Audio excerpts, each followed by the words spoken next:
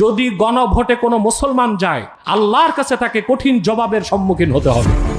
গণভোটে হ্যাঁ ভোট দেওয়া মানে সংবিধানে মহান আল্লাহর প্রতি বিশ্বাস থাকুক আপনি চান না, সেজন্য ভোট দিয়েছেন। গণভোট প্রসঙ্গে এমন বক্তব্য দিয়েছেন ইসলামিক বক্তা এনায়েতুল্লাহ আব্বাসী। বর্তমান সনদকে স্বীকৃতি দেবার জন্যে যদি গণভোটে কোনো মুসলমান যায়, আল্লাহর কাছে তাকে কঠিন জবাবের সম্মুখীন হতে হবে। একটি ভণ্ড মুনাফিক দল আছে, ওরাও বট বাহিনী দিয়ে আমার অপপ্রচার করতেছে। ওদের গোমর তো ওরাই ফাঁস করছে, দেখছেন আপনারা। ক্ষমতায় গেলে শরিয়া আইনে দেশ চালাবে না, প্রচলিত ইংরেজদের আইনে দেশ চালাবে। ঐকমত্য কমিশনকে এই কথা সনদে রাখা উচিত ছিল যে বাংলাদেশ রাষ্ট্রের মূল নীতি হবে আল্লাহর প্রতি আস্থা ও বিশ্বাস। সেটা পরবর্তী সরকারের খেয়াল খুশির উপর ছাড়লা কেন? এই জন্য আমি বলেছি এই রকম ছাতা গণভোট আমি সমর্থন করি না। আমার বক্তব্য ভুল ছিল? ইত্তেফাক, জনকণ্ঠ আমার বিরুদ্ধে অপপ্রচার করতেছে। একটা হয়েছিল পিআর চাই, কি চাই? এখন পিআর গেছে, এটা ফাইলবন্দি হয়েছে। কি হয়েছে? এখন হচ্ছে গণভোট। কি?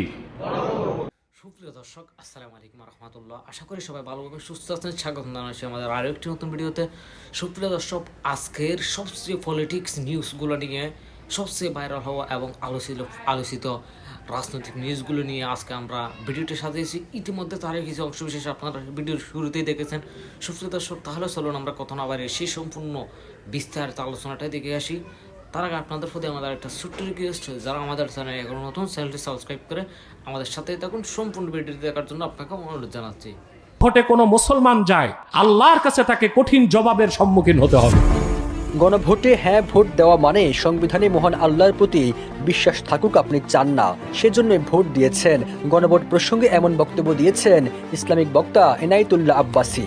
বর্তমান সনদকে স্বীকৃতি দেবার জন্যে যদি গণভোটে কোনো মুসলমান যায়, আল্লাহর কাছে তাকে কঠিন জবাবের সম্মুখীন হতে হবে। একটি ভণ্ড মুনাফিক দল আছে, ওরাও বট বাহিনী দিয়ে আমার অপপ্রচার করতেছে। ওদের গোমর তো ওরাই ফাঁস করছে, দেখছেন আপনারা। ক্ষমতায় গেলে শরিয়া আইনে দেশ চালাবে না, প্রচলিত ইংরেজদের আইনে দেশ চালাবে। ঐকমত্য কমিশনকে এই কথা সনদে রাখা উচিত ছিল যে বাংলাদেশ রাষ্ট্রের মূল নীতি হবে আল্লাহর প্রতি আস্থা ও বিশ্বাস। সেটা পরবর্তী সরকারের খেয়াল খুশির উপর ছাড়লা কেন? এই জন্য আমি বলেছি এই রকম ছাতা গণভোট আমি সমর্থন করি না। আমার বক্তব্য ভুল ছিল? ইত্তেফাক, জনকণ্ঠ আমার বিরুদ্ধে অপপ্রচার করতেছে। ওদেরকে ইত্তেফাক আর জনকণ্ঠকে চ্যালেঞ্জ করলাম, কি করতে পারো করতে থাকো, আমিও দেখব ইনশাআল্লাহ। একটা বক্তব্য নিয়ে জনকণ্ঠ, ইত্তেফাক বিভিন্ন চ্যানেল অপপ্রচার করতেছে, বুঝলেন? গণভোট নিয়ে আমার একটা বক্তব্য আছে, এটার থেকে পুরনো বক্তব্য থেকে কিছু নিয়ে, নতুন বক্তব্য থেকে কিছু নিয়ে জনকণ্ঠ নামের জঘন্য কণ্ঠ আর ইত্তেফাক। আমি জানি না ইত্তেফাকে এরকম পাগলা ছাগলা সাংবাদিক আছে, জনকণ্ঠে থাকতে পারে, এটা তো রয়ের এজেন্ট। তা আমি বুঝি নাই যে ইত্তেফাকেও গাঁজাখোর সাংবাদিক আছে। একটা কথা মনে রাখবেন, সাংবাদিকতার মূল ভিত্তি হচ্ছে সততা। সংবাদকে যাচাই করা, পর্যবেক্ষণ করা, কিংবা যার বক্তব্য তার থেকে ব্যাখ্যা নেওয়া, ঠিক না ভাই? তো জনকণ্ঠের ইত্তেফাক যে আমার বিরুদ্ধে গণভোট নিয়ে আমার বক্তব্যকে অপপ্রচার করছে, তাদের কাছে আমার প্রশ্ন, তোমাদের সাংবাদিকরা আমাকে ফোন দিয়ে আমার ব্যাখ্যাটা তো নিতে পারতা। আমার 3-4 মাস আগের পুরোনো বক্তব্য থেকে একটা অংশ নিছে, আর নতুন বক্তব্য থেকে একটা অংশ নিয়ে অপপ্রচার করতেছে যে আব্বাসী সাহেব গণভোটের বিরোধিতা করতেছে। আমি তো ভোটাভুটি নির্বাচনই মানি না, ওটা তো আরেক মাসালা। তোমরা যে ভোট আর গণভোট করো, আমার বক্তব্যটা তো বুঝতে হবে।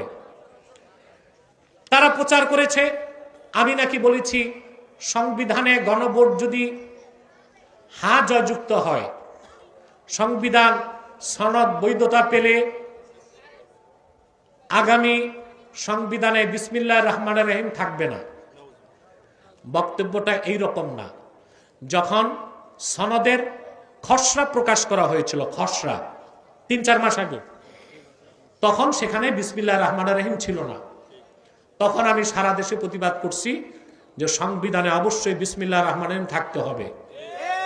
পরবর্তীতে যখন তারা সনদের চূড়ান্ত কপি বের করলো, সেখানে বিসমিল্লাহির রহমানির রহিম আছে। তো যখন আমার সন্দেহ ছিল রাখা হবে না, তখনকার পুরনো বক্তব্য এখন প্রচার করার উদ্দেশ্য কি? 2, গণভোট নিয়ে আমি কি বলেছি? 1977 সালে শহীদ প্রেসিডেন্ট জিয়াউর রহমান হানা ভোটের আয়োজন করেছিলেন। তারপরে 5ম সংশোধনীর মাধ্যমে সংবিধানের মধ্যে একটা কথা লিখেছিলেন যে বাংলাদেশ রাষ্ট্রের মূল নীতি হবে সর্বশক্তিমান আল্লাহর প্রতি আস্থা ও বিশ্বাস। এটা আপনারা চান না? বর্তমান সনদে এটা নাই। এটা আওয়ামী লীগ আমলে 2011 সালে তারা বাদ দিছে। তো যখন 2011 সালে আওয়ামী লীগ বাদ